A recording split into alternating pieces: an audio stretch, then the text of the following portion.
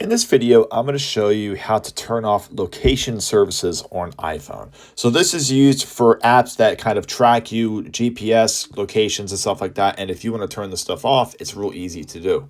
So let's go to settings, and you want to scroll down until you find where it says privacy and security. And the first option there, it says location services. Go ahead and click that. So if you want to just do it in one swipe, you want to turn this off at the very top, you can disable it from this point forward. It will be disabled for all apps. It does use GPS and Bluetooth and certain other things to make sure that it knows your location.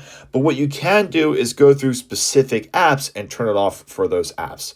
So let's go ahead to the first one here. It says the 18 Birdies app, and you can specify this to never, while using the app, or always. A lot of times it's easier for me and for most people to just use the location or turn the location on while using the specific app.